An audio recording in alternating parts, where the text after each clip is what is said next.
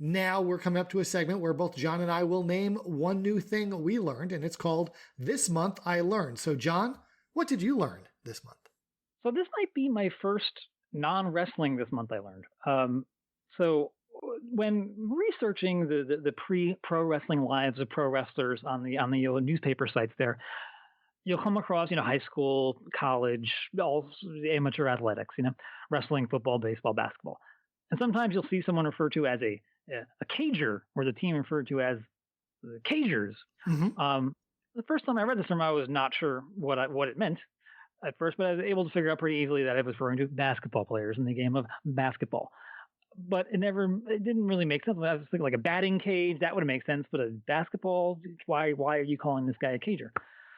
But this month I learned that basketball used to be played inside a cage.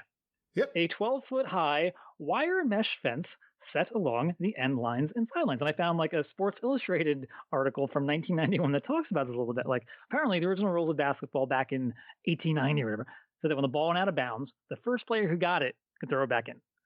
And I didn't want players fighting in the stands amongst the spectators, so they to get possession of the ball, so they put the little cage there.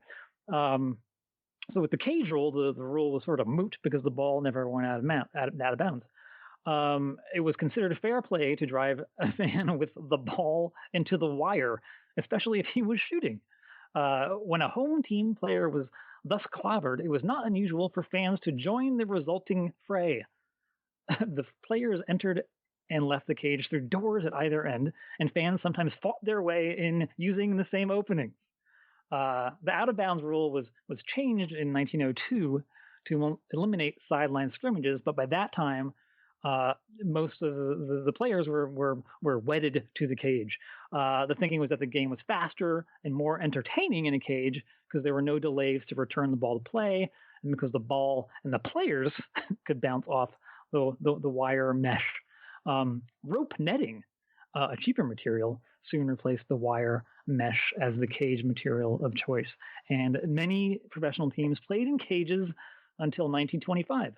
A few continued using them well into the 30s. So that's what I learned this month. I wonder if a young Ed Farhat ever watched some of these original early basketball games and thought, I think we're on to something. His brother, his other brother, and you see this sometimes accidentally, and Brian Solomon goes into this book because his brother's name was, I think, Edmund. So you'll see there's photos of an Ed Farhat playing basketball in Lansing or wherever in Michigan, and it's a lot of times people take that clipping and be like, oh, here's the young sheik playing basketball, but that's not Edward, it's Edmund. So it is feasible. But they both were cagers. They were both cagers in some fashion. Now, as for me, as most listeners know, I worked as a manager in independent pro wrestling for over a decade, first as the Duke of New York and then as Al Getz. One of the companies I worked for regularly was Southern States Wrestling, based in East Tennessee and run by our friend Bo James. They are still running shows, and the next Southern States Wrestling show on February 18th in Kingsport, Tennessee, is the 32nd anniversary of the promotion. And as part of that show, they're inducting a new class into their Hall of Fame. This month, I learned that on February 18th in Kingsport, Tennessee, I, Al Getz, the Duke of New York, will be inducted into the Southern States Wrestling East Tennessee Hall of Fame. Wow. Congratulations.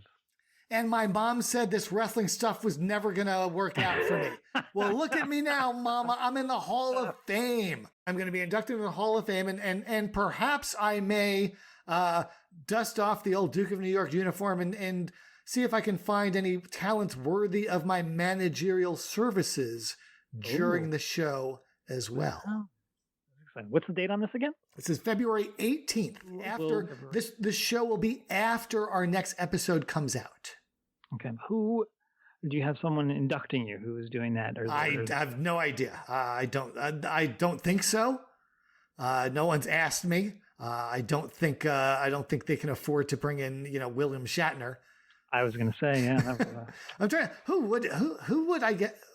who could I get? I don't even know. I mean, obviously, Bo is the person there that knows me the best, but that's probably not going to work since he's running the show and doing all of that.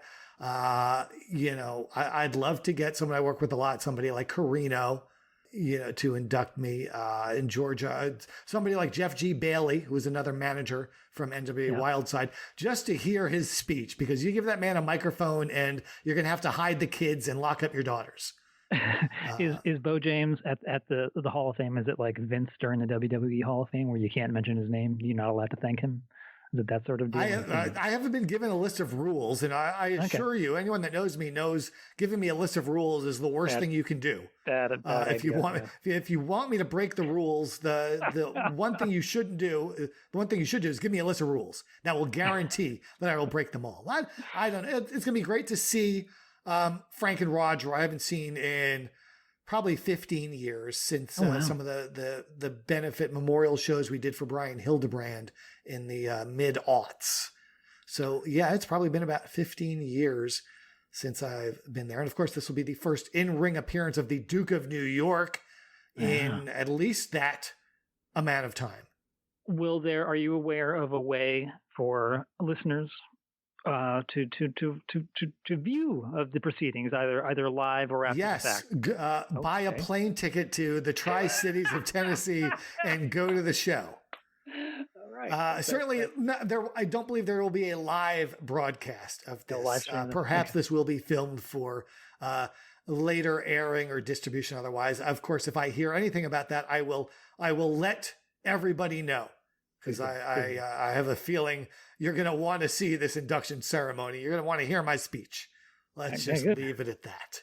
Oh, dear. So, yeah, that's I'll probably have more information next month on the podcast. Because, like I said, we'll be recording it and releasing it before February 18th. But you heard it here first. I actually think by the time this episode reaches the airwaves, Southern States Wrestling is going to announce it. I think they're announcing it Monday or Tuesday, January 16th or 17th. We're recording this episode on Sunday, January 15th, and it'll be out on Thursday, the 19th. So there you go. Nice. Yes. Congratulations. So, yeah. Thank you very much. I'm excited. It's pretty cool. I'm not going to lie. It's neat to be acknowledged and recognized of a several year long reign of terror in independent wrestling rings in Fall Branch, Kingsport, Johnson City, and the surrounding areas of East Tennessee.